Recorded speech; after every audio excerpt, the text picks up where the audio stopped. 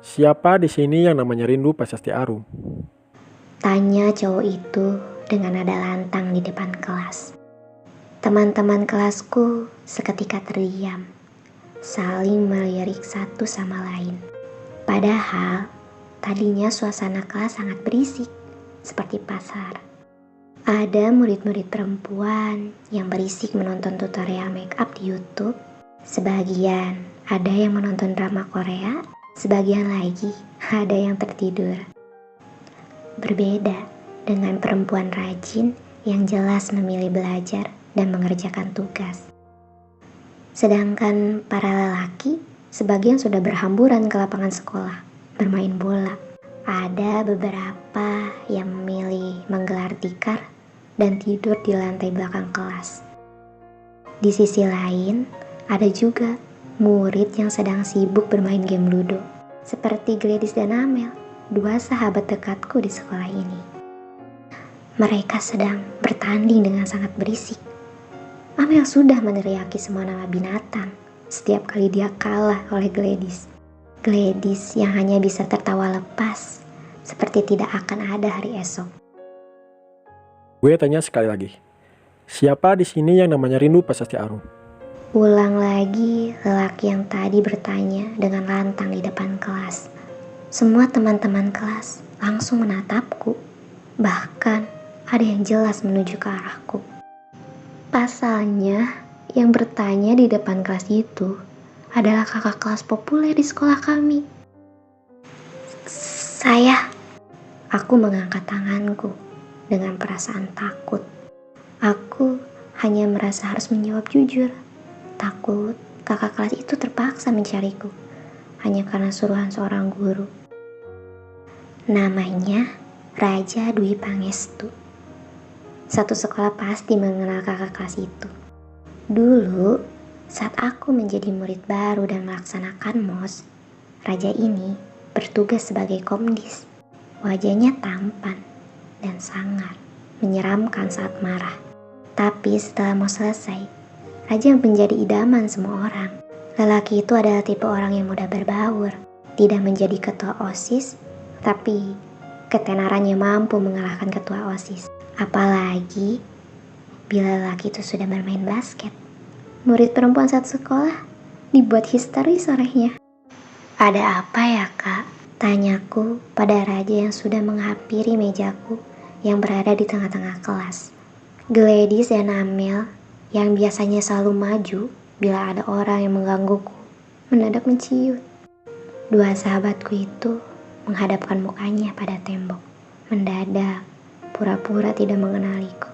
Sial memang. Raja tidak menjawab pertanyaanku barusan dan memilih menunjukkan sebuah buku berukuran A5 yang seketika membuat mataku membulat ketika melihatnya. Gue nemuin buku diary lo di perpustakaan. Gue jatuh cinta sama tulisannya.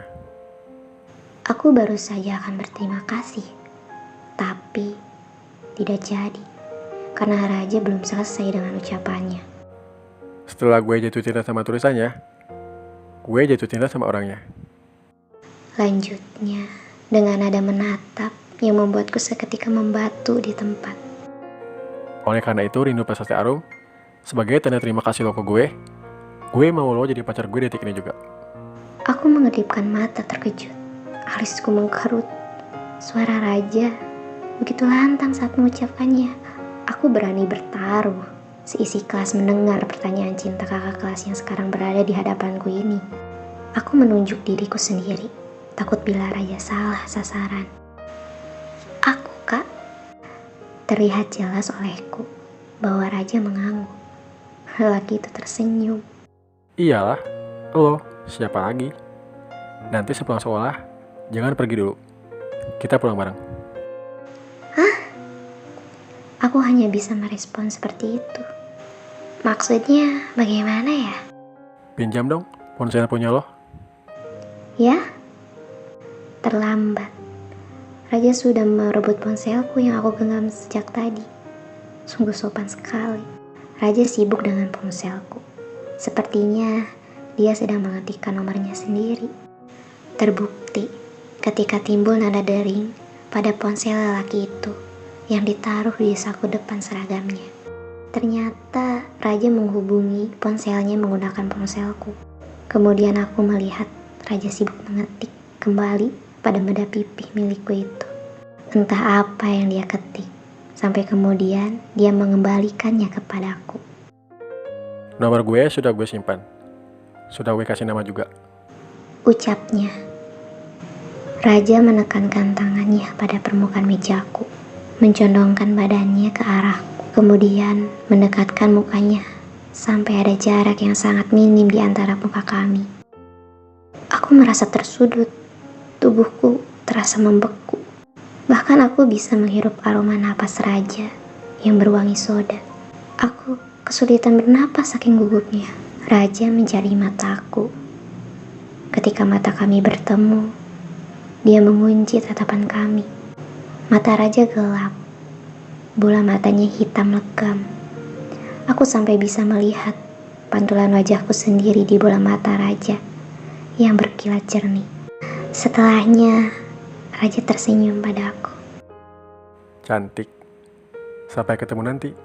Rindu. Raja memberikan jarak, membenarkan posisinya, lalu berbalik badan melenggang pergi beranjak dari kelasku. Aku menekuk alisku karena masih tidak paham. Kemudian aku melihat layar ponselku yang masih menyala dan menampilkan kotak nama Raja yang tertera manis di sana. Bertulisan pacar ditambah emot love. Aku mengusap air mataku ketika momen itu kembali bertamu pada pikiran. Sudah 1 tahun lamanya, dan momen Raja menembakku semasa SMA dulu masih menjadi salah satu momen termanis selama aku hidup.